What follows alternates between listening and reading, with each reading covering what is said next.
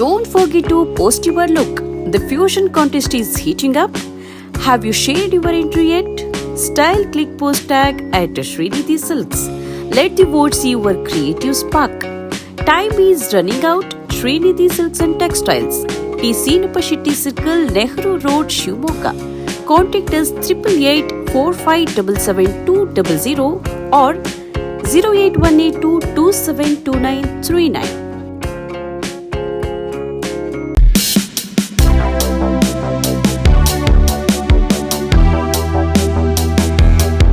ಪ್ರತಿಯೊಬ್ಬ ಮನುಷ್ಯನು ತನ್ನ ಜೀವಿತಾವಧಿಯಲ್ಲಿ ಸಮಾಜಕ್ಕಾಗಿ ಏನಾದರೂ ಕೆಲಸ ಮಾಡಿ ತಮ್ಮ ಜನ್ಮವನ್ನು ಸಾರ್ಥಕ ಮಾಡಿಕೊಳ್ಳಬೇಕೆಂದು ಬಂಗಾರಪ್ಪನವರು ತೋರಿಸಿಕೊಟ್ಟಿದ್ದಾರೆ ಎಂದು ಶಾಸಕ ಗೋಪಾಲಕೃಷ್ಣ ಬೇಳೂರು ತಿಳಿಸಿದರು.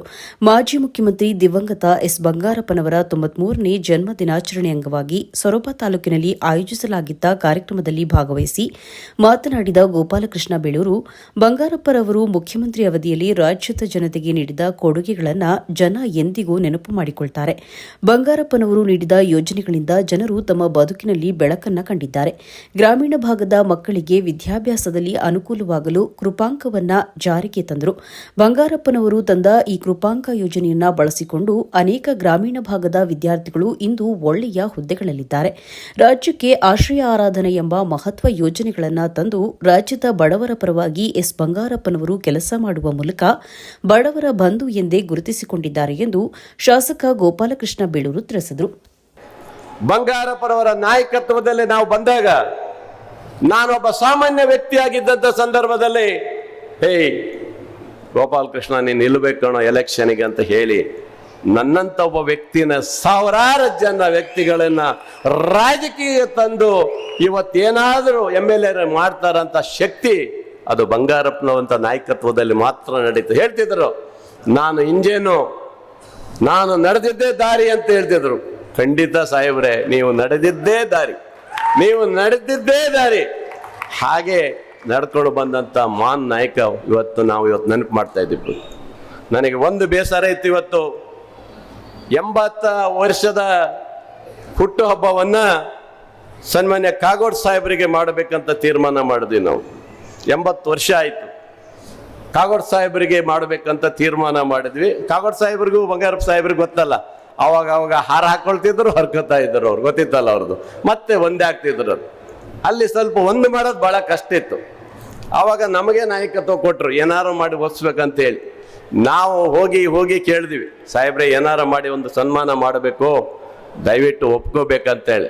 ಅದು ಬಹಳ ಕಷ್ಟ ಇತ್ತು. ಏನೋ ಅಂದ್ರು, ಆದರೂ ಹೆದರ್ಕೊಂಡು ಬಿಡ್ಲಿಲ್ಲ. 3 ದಿವಸ ಮೊದಲ ಸತತವಾಗಿ ಕೈ ಹತ್ರನೇ ಕುತ್ಕೊಂಡಿದ್ವಿ, ಕಾಲ ಹತ್ರನೇ ಏನಾದರೂ ಮಾಡಿ ಒಪ್ಸ್ಬೇಕಂತ ಹೇಳಿ ಕೊನೆಗೆ ಲಾಸ್ಟಿಗೆ ಒಪ್ಕೊಂಡ್ರು. ನಾನು ಬರ್ತೀನಿ ಅಂತ ಹೇಳಿದೆ. ಉದ್ದೇಶ ಏನು ಗೊತ್ತಾ, ಮುಂದೆ ಬರುವಂತ 80 ವರ್ಷ ನನ್ನ ಸಾಹೇಬರದು ಹುಟ್ಟುದಬ್ಬ ಮಾಡಬೇಕಾಗಿತ್ತು ದೊಡ್ಡ ಮಟ್ಟಕ್ಕೆ. ಅದು ಆಗ್ಲಿಲ್ಲ. ಅದಕ್ಕೋಸ್ಕರ ಕಾಗೋಡು ಸಾಹೇಬರವರ ಹುಟ್ಟಿದಬ್ಬಕ್ಕೆ ಬಂದ್ರು, ಸಭೆಯಲ್ಲಿ ನಡೆಸ್ಕೊಂಡ್ರು. ಆದ್ರೆ ಮುಂದೆ ಮಾಡುವಂತ 80 ವರ್ಷದ ಹುಟ್ಟಿದಬ್ಬಕ್ಕೆ ನಮಗೆ ಮಾಡ್ಲಿಕ್ಕೆ ಆಗ್ಲಿಲ್ಲ. ಇವತ್ತಿಗೂ ಆ ನೋವು ಇದೆ, ಇವತ್ತಿಗೂ ಆ ನೋವು ಕಾಡ್ತಾ ಇದೆ ನಮಗೆ ಇವತ್ತಿಗೂ. ಅಂದ್ರೆ ಅಂತ ಒಬ್ಬ ನಾಯಕ ಇವತ್ತು ಮತ್ತೆ ಹುಟ್ಲಿಕ್ಕೆ ಸಾಧ್ಯ ಇಲ್ಲ. ಜನ ಸಾಮಾನ್ಯರಲ್ಲಿ, ಬಡವರಲ್ಲಿ, ಎಲ್ಲ ವರ್ಗದವರಲ್ಲಿ ಜಾತಿಯನ್ನೇ ನೋಡಿರಲಿಲ್ಲ.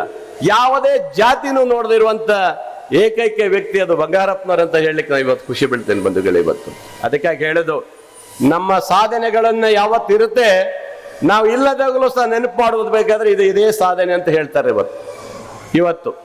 ಯಾಕಂದ್ರೆ ಬಂಗಾರಪ್ಪ ಸಾಹೇಬರು ಕೊಟ್ಟಂತ ಕೊಡುಗೆ ಜನ ಸಾಮಾನ್ಯರ ಮನಸ್ಸಲ್ಲಿ ಇವತ್ತಿದೆ ಬಂಧುಗಳು. ಇವತ್ತು ಅಂತ ಒಂದು ನಾಯಕತ್ವವನ್ನು ಕೊಟ್ಟಂತ ಮಾನ್ ನಾಯಕ ಇವತ್ತು ನಮ್ಮ ಮುಂದೆ ಇಲ್ಲ. ಆದರೆ ಅವರ ನೆನಪುಗಳು, ಅವರ ನೆನಪು 93 ವರ್ಷ ಆದರೂ ನೆನಪು ಮಾಡ್ಕೊಳ್ತಾ ಇದ್ದೀವಲ್ಲ, ಇನ್ನೂ 106 ವರ್ಷಗಳ ಕಾಲ ಬಂಗಾರಪ್ಪನವರು ಇದ್ದಾರೆ ಅಂತಲೇ ನಾವು ನೆನಪು ಮಾಡ್ಕೊಳ್ತೇವೆ, ಬಿಟ್ಟರೆ ಬೇರೆ ಸಾಧ್ಯನೇ ಇಲ್ಲ. ಅಂತ ಒಬ್ಬ ನಾಯಕನ ಹುಟ್ಟುಹಬ್ಬವನ್ನು ಇವತ್ತು ಬಂಗಾರಧಾಮದ ಇದರಲ್ಲಿ ನಮ್ಮ ಮಧು ಬಂಗಾರಪ್ಪ ತಮ್ಮ ಕುಟುಂಬದವರೆಲ್ಲ ಮಾಡಿದರೆ ನಿಜವಾಗಲೂ ಖುಷಿಯಾಗುತ್ತೆ. ಇದೇ ತರ ಈ ಹುಟ್ಟುಹಬ್ಬಕ್ಕೆ ತಾವೆಲ್ಲರೂ ಭಾಗವಹಿಸುವ ಮೂಲಕ ಆ ಮಹಾನ್ ನಾಯಕನ ಸ್ಮರಣೆ ಮಾಡುವಂತ ಅವಕಾಶ ಮಾಡಿಕೊಟ್ಟಿದ್ದೀರಿ. ನಾನೊಬ್ಬ ಅವರ ಶಿಷ್ಯನಾಗಿ ನನಗೆ ಬಹಳ ಜನ ಹೇಳ್ತಾರೆ, ಬಹಳ ಟೀಕೆನೂ ಮಾಡ್ತಾರೆ. ಇವರೇನು ಕಲರ್ ಡ್ರೆಸ್ ಹಾಕಿದ ತಕ್ಷಣ ಏನು ಬಂಗಾರಪ್ಪ ಆಗ್ಬಿಡ್ತಾನೆ ಅಂತಲೂ ಟೀಕೆ ಮಾಡ್ತಾರೆ. ನಾನು ಸಾಧ್ಯನೇ ಇಲ್ಲ. ಬಂಗಾರಪ್ಪನವರಿಗೆ ಬಂಗಾರಪ್ಪನವರೇ ಸಾಟಿ, ಬೇರೆ ಯಾರು ಸಾಧ್ಯ ಇಲ್ಲ, ಸಾಧ್ಯಕ್ಕಾಗೋದಿಲ್ಲ. ಅದು ಅವರೇ ಆಗ್ತಾರೆ. ಆದರೆ ಅವರ ಅಭಿಮಾನಿಯಾಗಿ, ಅವರೊಬ್ಬ ಶಿಷ್ಯನಾಗಿ ಅವರ ಡ್ರೆಸ್ ಹಾಕಕ್ಕಂತ ಅವಕಾಶ ನಮಗಿಲ್ವಾ? ಇಲ್ವನ್ರ? ಇರುತ್ತೆ. ಅದು ಮೊದಲನೇ ಹೇಳಿದ್ದಾರೆ, ಮಧು ಬಂಗಾರಪ್ಪನವರೇ ಹೇಳಿದ್ದಾರೆ. ಈ ಎಲ್ಲ ಬಂಗಾರಪ್ಪನವರ ಸಾಹೇಬರದ್ದು ಏನಾದರೂ ಅದನ್ನು ಅಳವಡಿಸ್ಕೊಂಡಿದ್ದಾರೆ, ಅದು ಗೋಪಾಲಕೃಷ್ಣ ಬೇಳೂರು ಅಂತಲೇ ಹೇಳಿದ್ದಾರೆ. ನಿಜವಾಗಲೂ ನಾನೊಬ್ಬ ಸಾಮಾನ್ಯ ವ್ಯಕ್ತಿಯನ್ನು ಇಷ್ಟು ದೊಡ್ಡ ವೇದಿಕೆಗೆ ತಂದಂಥ ಮಾನ್ ನಾಯಕನ ನೆನಪು ಮಾಡಿಕೊಟ್ಟಿದ್ದಕ್ಕೆ, ಇವತ್ತು ಪ್ರಾಸ್ತಾವಿಕವಾಗಿ ನನಗೆ ಮಾತಾಡಲಿಕ್ಕೆ ಕೊಟ್ಟಿದ್ದಕ್ಕಾಗಿ ಸಮಸ್ತ ಅವರ ಕುಟುಂಬದವರಿಗೂ ತಮ್ಮ ಎಲ್ಲ ಅಭಿಮಾನಿ ಬಂಧುಗಳಿಗೆ ನಿಮ್ಮೆಲ್ಲರಿಗೂ ವಂದಿಸಿ ನಾನು 2 ಮಾತನ್ನು ಇಲ್ಲಿ ಮುಗಿಸ್ತೇನೆ. ಎಲ್ಲರಿಗೂ ಒಳ್ಳೇದು ಮಾಡಿ.